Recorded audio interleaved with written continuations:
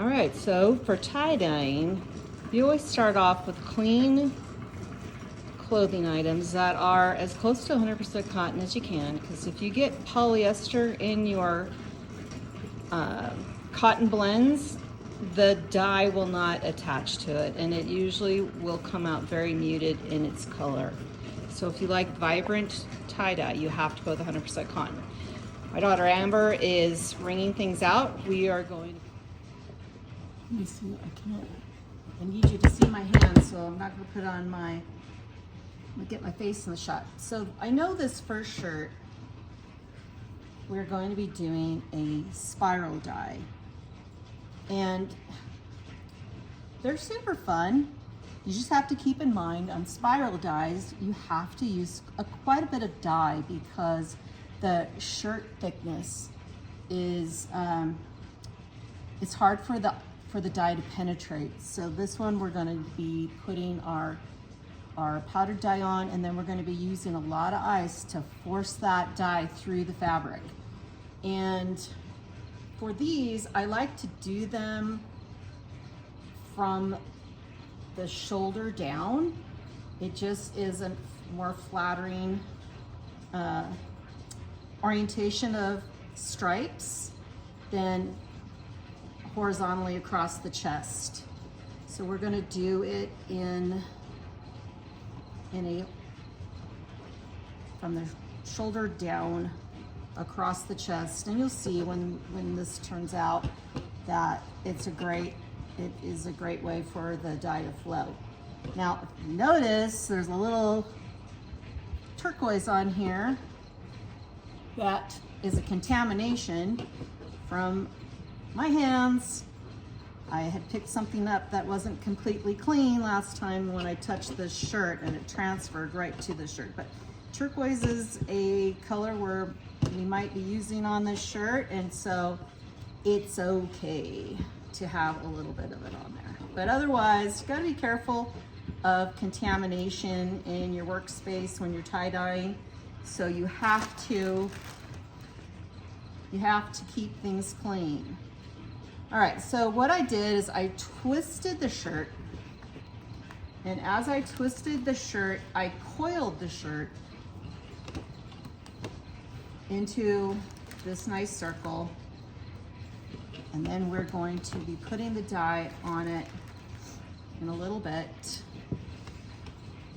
and you'll see how that is done. So I have it nice and tight. I've put quite a few rubber bands on here. It's gonna hold that shape. I'm gonna move that off to the side. For these pieces of fabric, again, more contamination, but it's not gonna be a deal breaker for these.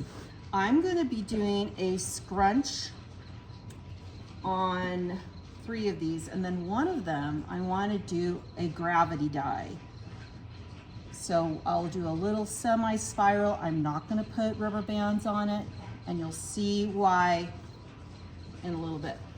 So we're gonna scrunch this fabric, and remember I told you I have 4 half yards of fabric. That is 100% cotton muslin that my daughter really wanted to learn to sew this summer. So we are going to do we're gonna create some hats, because she has one thing. My daughter Amber, when she was a little girl, she loved hats, and she still does. At approaching the upper end of her 30s, she still loves her hats. So we are going to have some fun making hats. So basically on a scrunch, look for that in a future video. Yeah, look for that in a future video. So for scrunch dyes, basically the name is very descriptive of what it is. You're scrunching it up, and you're going to be putting, again, rubber bands on it to let it hold its shape. And we're going to be doing some very precision-like sprinkling of dyes on these with a trick we are going to practice with on this this tie-dye run.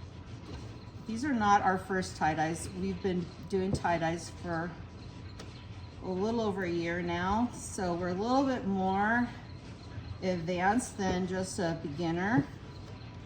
Even though I made that rookie mistake of not having a completely clean surface, I have had fun learning how to do this. All right, so let's do another scrunch with this. So it's good to have it going in different directions, and it's also good to try to keep everything uniform in its scrunch, if that makes sense. Trying to keep it, well, maybe not uniform. It's nice to have a little variation in the scrunch. It just allows the dye to move differently through the fabric. So it's a cool technique, especially in ice dye. You just really get some fun looks from it. Now we are going to be using some procion dye that we get from Dharma Trading Company. You'll notice a lot of people that do a lot of tie dyeing use their products. They make really great dyes, and I've been very happy with them. The shirt I'm wearing actually was done using a kit, and as you can see a little bit, the colors are not as vibrant. And this shirt is 4 years old now. I mean, it's not terrible, I would say. The kits did the job, so to speak. We had some fun doing it, but you don't get a lot of dye in those. I would recommend a kit if you're just going to make a few shirts and you're not going to take it up as a hobby, because you have what you need in those kits to have some fun with tie dyeing. And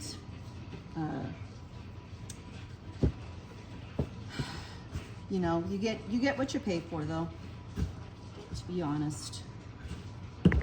I do recommend getting some dyes from Dharma and playing around with that. Okay, so let's go over these again. So when you get your shirts or your fabric in this case, and you want to tie dye it, you're going to make a water bath that is enriched with soda ash. And you can buy soda ash on Amazon. You use we put about 1.5 cups to 1.5 gallons of water, and we made sure the soda ash was dissolved in the water. And then we put our fabrics, and we have 2 shirts that we're going to be doing tonight, into that soda ash, and we let them soak for at least 30 minutes. These actually were in a little bit longer. And we are going to hopefully have a really good result. We usually have a great result with our ice dyes. So let me get this next loop. I just shot a rubber band off the table. There you go. So I'm just going to do this last one of these scrunch fabrics, and then what did you want for your Alistair shirt, Amber? Did you want a spiral? We're going to do a gravity dye. A gravity dye on it? Yeah. Okay, so we're just going to do, okay. All right, so we're going to do gravity dye on the t-shirt. So that is just going to be a quick spiral. That's not going to get rubber band. And we're going to lay it on top of a contraption. I'll show you here in a minute.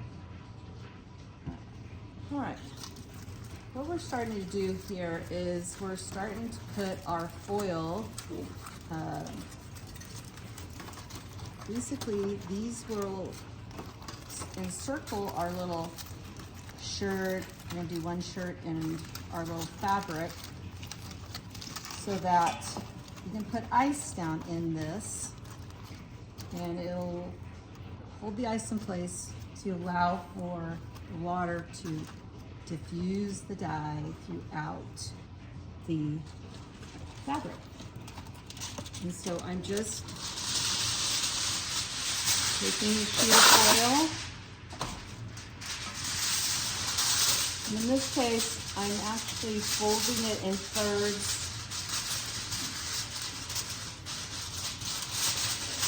And since these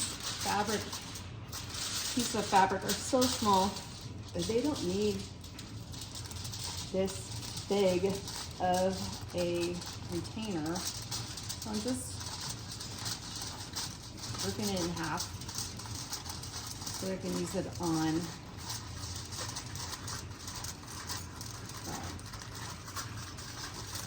I'm only have to make two folds of foil, and that should do for 4 items for this particular technique. All right. Need more clips. And you can do that while I'm doing this. All right, so now we have our shirt and our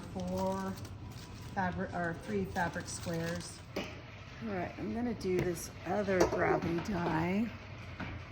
It's gonna be as best as I can let you see it. All right, so we're gonna start off with a little turquoise. If you haven't guessed, that's my favorite color of all the tie-dye colors. I love the color of the turquoise. I'm just gonna put a little turquoise through.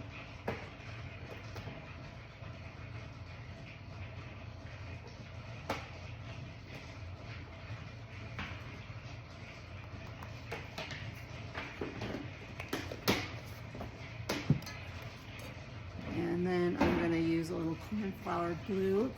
All of these dyes are coming from Dharma.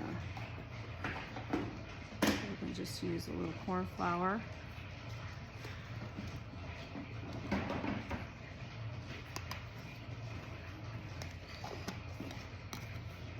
Then we're going to use a little jade green.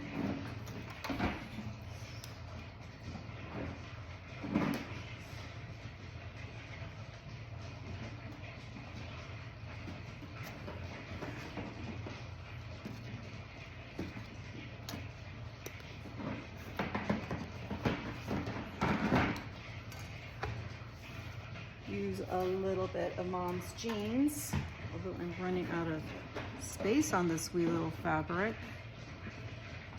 I'm just going to get a little hint of that.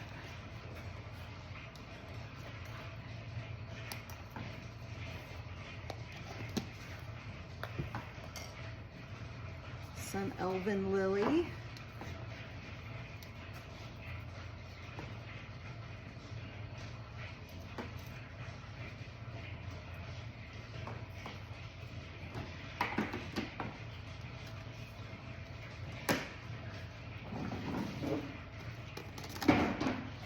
And then we're going to end this one with a little bit of blue violet, just a little touch.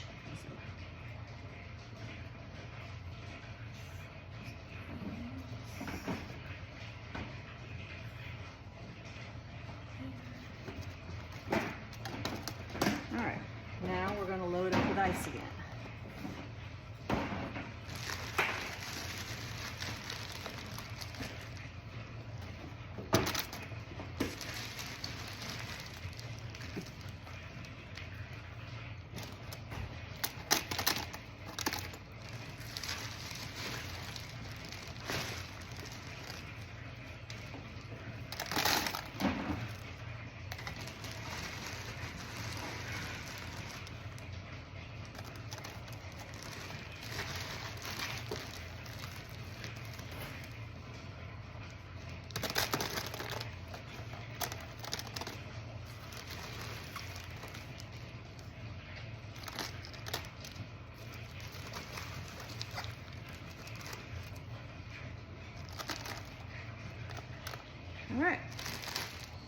All right.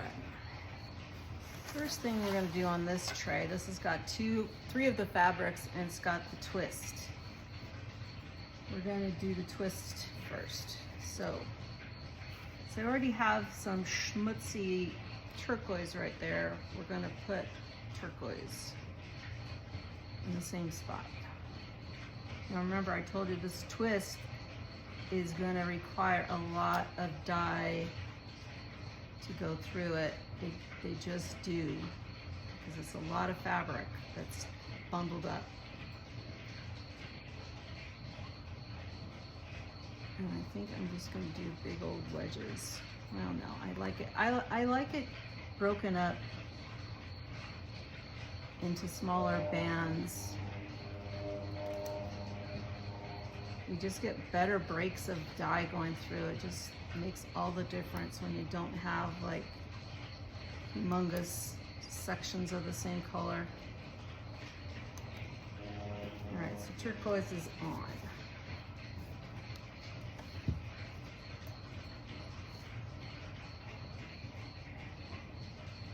I'm gonna do.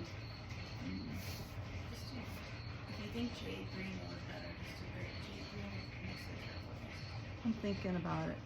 I'm trying to think about where I want. It's two blues very similar. I'm going to go with cornflower blue next.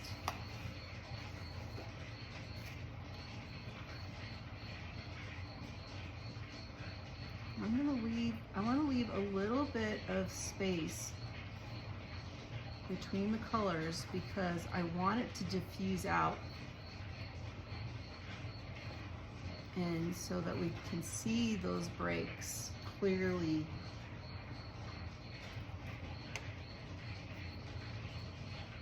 When we do this. And I'm putting a nice little hefty little band of color.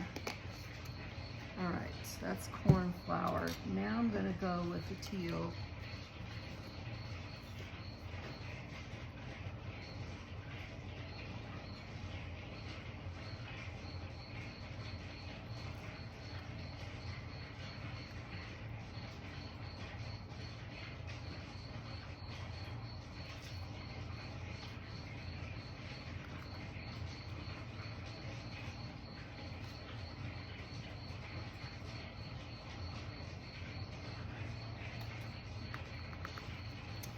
And then we're going to go jade.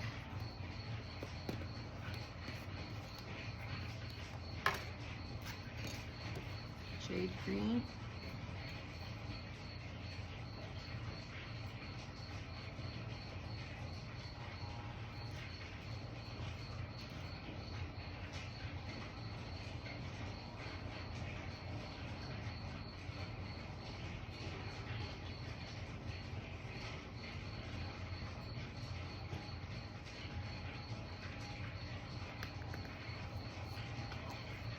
And then we're going to go with burgundy.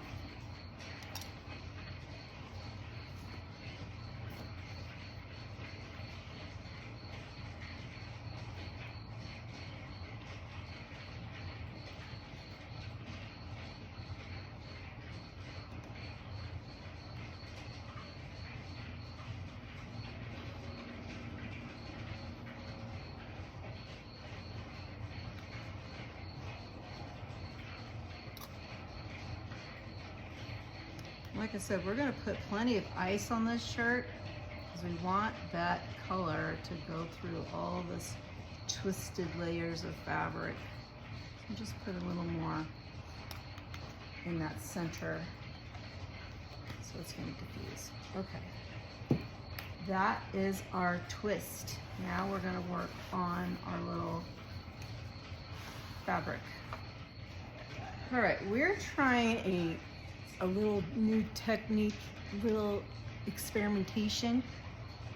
So we got some salt and pepper shakers from the thrift store and we just taped off all of the holes except for one.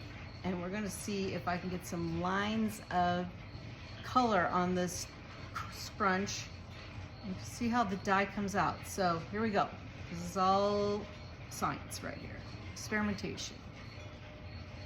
So it's, as salt shakers will do, you have to be careful. I'm gonna try to do like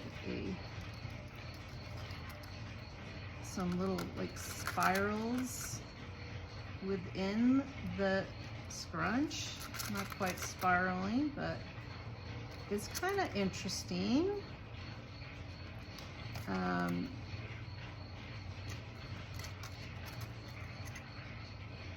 You can't really, I'm just trying to see if I can control it a little better. I don't know. It might be a little better than a spoon, like the white spoons I use, but you still have to do that shake thing, and it's kind of like going in zigzags. It's kind of interesting. But we're gonna do a couple dashes more of this. I wanna make sure I've got good penetration of Mom's jeans. And then I'm gonna come back with some Elven Lily and hit some of these other spots that didn't, probably put a lot of that over the top. And we'll see. Elven Lily is known to break in some interesting shades. So I'm just gonna, you know, I think this, in little small spaces, this really does work nicely in the salt and pepper shaker to get some good even distribution. So good job on that. All right, so next I might continue to use some of this. These are more scrunch. What's your vision, Amber? What would you like on these? Like, we have 2 more left, so. Just little splotches of color, of any color. All right, little splotches we can do.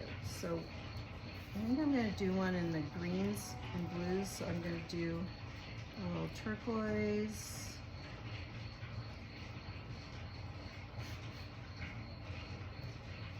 And then we'll come back.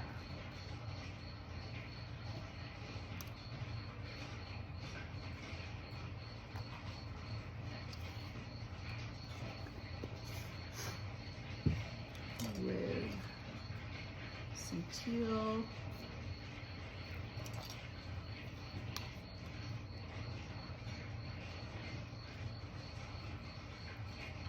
I'm just gonna try to keep this in the greenish blue color palette.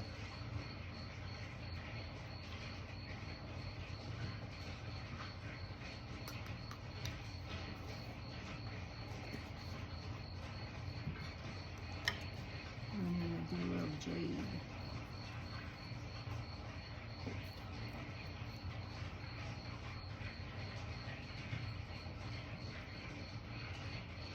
I'm just going to sprinkle jade kind of over the top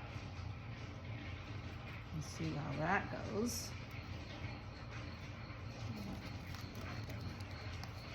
I like using foil on these because you can just scrunch in your foil and make sure you're not going to have like, ice dropping through.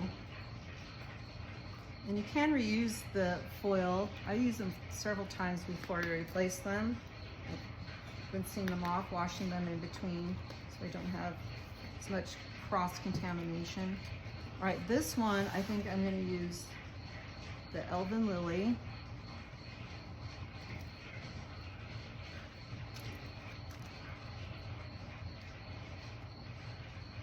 And this would be great, like if you're using, like if you want to do ice dye with children and you don't want them to cross-contaminate any of your dyes, you can give them some little salt pepper shakers that are that have this blocked off so that they can't like put too much dye on them or cross-contaminate your dyes by dipping different color spoons in them when they shouldn't do that, because you know you want your colors to stay true. So I think that's a good method we're going to use in future dyeing endeavors. So I just put on some blue blue violet, and I think I'm gonna throw a little bit of burgundy on this with it. And I put Elven Lily, of course, on there. And I think I'm just gonna put just a little sprinkles of some burgundy. I mean, tie-dyeing is a great summer activity to do with your kids. And they can be great play shirts, or if they really love them, they can wear them to school. Tie-dye is pretty popular still for some, and everyone loves to create. Let me see if I've got enough. I'm gonna just put a little more Elven Lily. We'll see how it breaks. I kind of wanted a little bit more of we got blue violet on there. I'll just throw a little Mom's Jeans in the corners.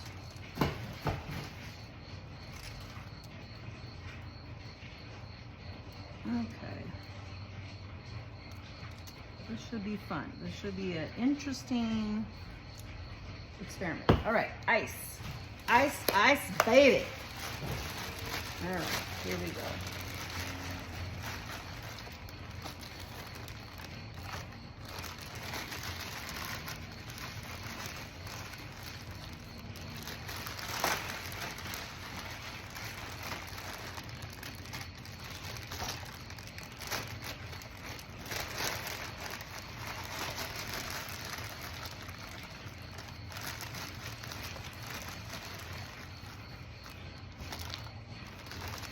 I'm starting in, I call these corpse fingers. When my hands get into dark dyes, it takes me a few days to get it off. Yes, I should be wearing rubber gloves, but you know, dang it, it's hot and I hate the feeling of rubber gloves on my hands. But every time my husband says, you should have worn gloves. Yeah, well, you know, when creating art is messy sometimes. And I like to get my hands dirty.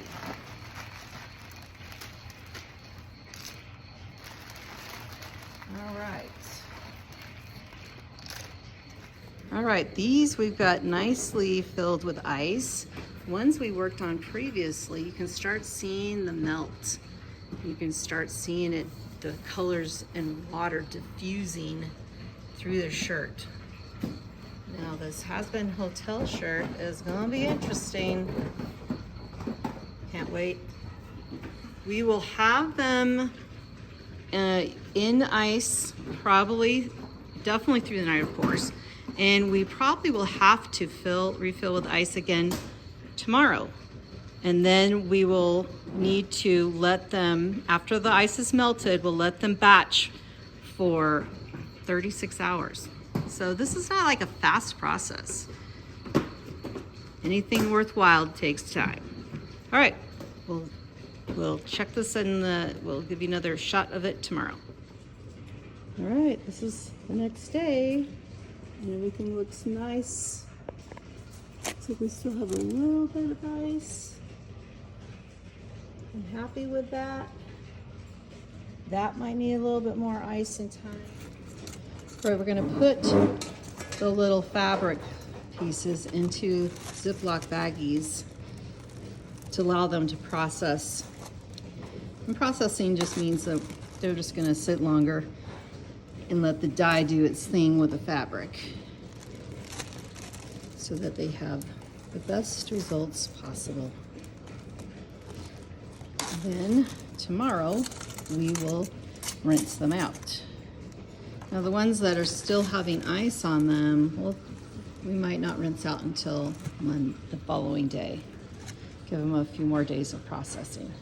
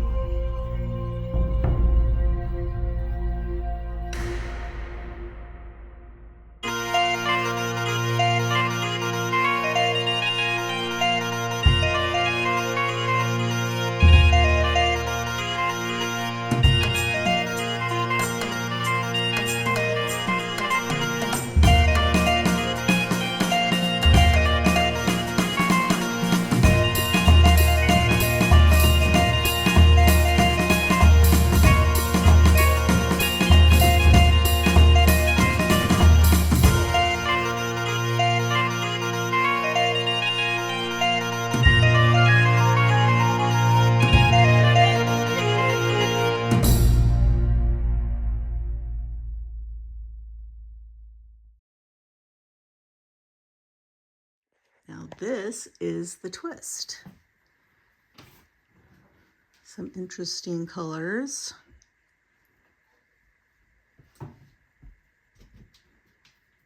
And this is still a damp t-shirt.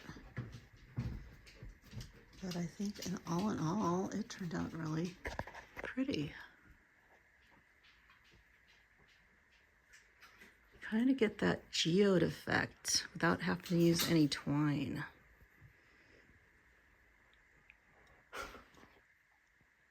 So there you go. This is one of the scrunch dyes of the fabric. Here is another, and my camera doesn't seem to be getting a lot of the complexity of colors on these. I apologize. But there is a lot more blue on this than what's coming out on my camera. So it's very, it's like washing it out, but in the reality, it's much bluer. Okay, so this is the teal scrunch. This is the gravity dye. Got a nice, beautiful watercoloring effect. A lot more of the, I think that's purple violet that broke so burgundy, but still very pretty.